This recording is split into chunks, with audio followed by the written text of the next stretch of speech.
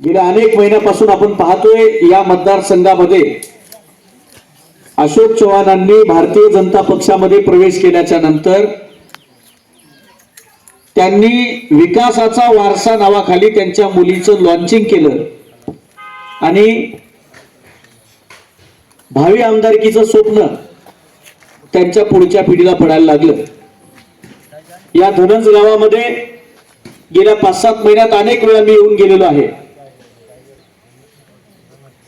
सातत्यानं मला 1-1.5 वर्षाचा प्रसंग आठवतो। इथला शाळेची बस जात होती आणि शाळेची जाणारी बस ही पूल व्यवस्थित नसल्यामुळं अनेक लेकरं तिथं तुम्हाला उचलून बाहेर घ्यावे लागले आणि मरता मरता अनेकांचे जीव वाचले। हा विकास या भागामध्ये अशोकराव चव्हाण यांनी केलेला आहे। आणि दुसरीकडे बाजूला असलेला 70 लाख रुपयाचा रस्ता धनंज सरेगाव, 70 लाखाचाच आहे ना, 70 लाख रुपयाचा धनंज सरेगाव रस्ता हा बाईनं तोंडावरती फेरन लवली लावल्यासारखं यानं रस्त्यावर डांबर लावले। आधी गिट्टी टाकली आणि वरून फेरन लवली जसं तोंडावर लावतात महिला तसं यानं फेरन लवली लावल्यासारखं डांबर लावलंय आणि वरून एक असं मोठा टिप्पर गेलं की ते सगळं उघडून गेलेलं आहे। त्यामुळं इथला जनतेचा पैसा, लोकांचा पैसा स्वतःचे घर भरण्यासाठी वापरण्याचं काम पिढ्यानपिढ्या या लोकांनी केलेलं आहे। त्यामुळे या वेळेला हे परिवर्तन करणं आपल्यासाठी महत्वाचं आहे। ऊसाचा प्रश्न आहे, रस्त्याचा प्रश्न आहे, त्याचबरोबर आपल्या भागामध्ये रोजगाराचा प्रश्न आहे। आज धनंज मधले अनेक लोक निजामाबाद, हैदराबाद, पुणे, मुंबई इथं कामाला गेलेले। का कामाला गेलेले आहेत तर आपल्या पोरांना या भागामध्ये काम मिळेल अशा प्रकारची एकही कंपनी किंवा एखादी फॅक्टरी उभं करण्यामध्ये माजी मुख्यमंत्री अशोकराव चव्हाण अपयशी ठरले। 25 वर्षामध्ये एक चांगली गिरणी सुद्धा इथं उभं त्यांना करता आली नाही आणि या भागातल्या तरुणांना त्यांना रोजगार देता आला नाही। हे त्यांचं 25 वर्षाचं अपयश होतं। खरं तर त्यांनी अपयश बघून स्वतःच घरी बसायला पाहिजे होतं, पण सत्तेची हवस ही कोणाला बसू देत नाही घरी, सगळं आपल्या घरामध्ये पाहिजे असतं। त्यामुळं त्यांनी या भागामध्ये विकासाचा वारसा नावाखाली पुढे जे त्यांची पिढी लॉन्च केली, त्यांना या मतदारसंघातले प्रश्न माहिती नाहीयेत, इथल्या लोकांच्या जगण्यातल्या अडचणी माहिती नाहीयेत, या धनंज मधल्या समस्या माहिती नाहीयेत किंवा तुम्ही जे जीवन जगताय त्याच्यामध्ये किती हाल अपेक्षतायत याचे काही घेणं देणं नाहीये। इथं खांबाळ्याची माणसं आहेत, खांबाळ्यामध्ये मी अनेकदा जाऊन आलेलो आहे। खांबाळ्यामध्ये इतकी वाईट परिस्थिती आहे, तिथं फक्त उन्हाळ्यातच त्याचा फुल चालू असतो, बरोबर आहे ना? की आताही बंद आहे की चालू आहे? आता कितीतरी पाणी थोडं तरी आता आटलंय।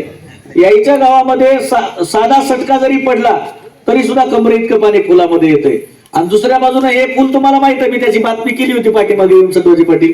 त्यामुळं खांबाळा आणि धनंज हे असे गाव आहेत की तुमच्या गावातल्या पोरायला पोरीच भेटणं चालल्यात। तो पटली इथलही परिस्थिती वाईट आहे, कारण दोन्ही बाजूने रस्ते नाही आहेत। त्यामुळं अशोकराव चव्हाणांमुळे इथले लग्न होईना चालले। हुंडाचं तर सोडा, हुंडा नको मामा पोरगी द्यावाला म्हणलं तरी पोरं द्यायला तयार नाहीये। तर ही जी परिस्थिती इथं निर्माण झालेली आहे ते विकासाच्या कारणावरनं झालेली आहे। त्यामुळं आज रस्त्यांमुळे लोकांचे मनके खराब होत आहेत, लोकांचं आरोग्य खराब होतोय, अपघात होत आहेत।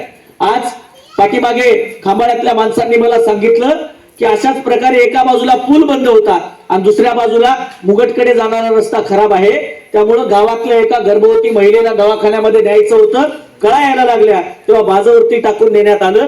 इतकी भयानक परिस्थिती या भागामध्ये विकास नसल्यामुळे निर्माण झालेली आहे। किती दिवस असं चालणार आहे?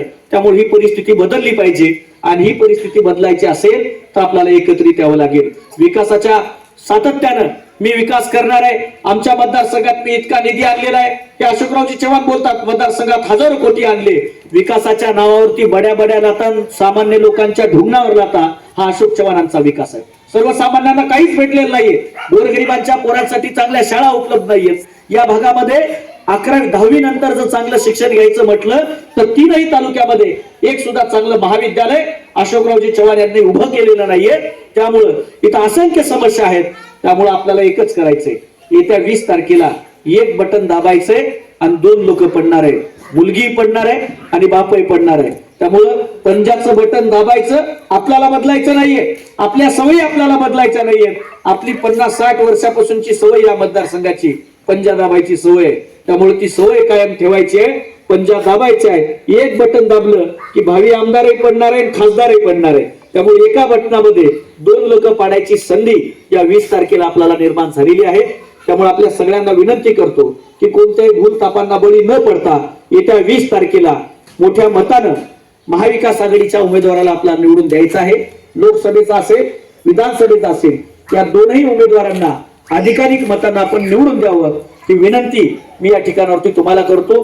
बॅकवॉटरचा जो विषय आहे त्या संदर्भानं बॅकवॉटरच्या ज्या वावरांमध्ये पाणी जातं त्या वावरांसाठी राज्य शासनानं आपत्ती व्यवस्थापन विभागाच्या माध्यमातून एक वेगळी तरतूद केलेली आहे. त्या तरतुदीच्या माध्यमातून धनंजमधल्या शेतकऱ्यांना कशा प्रकारे लाभ सातत्यानं देता येईल.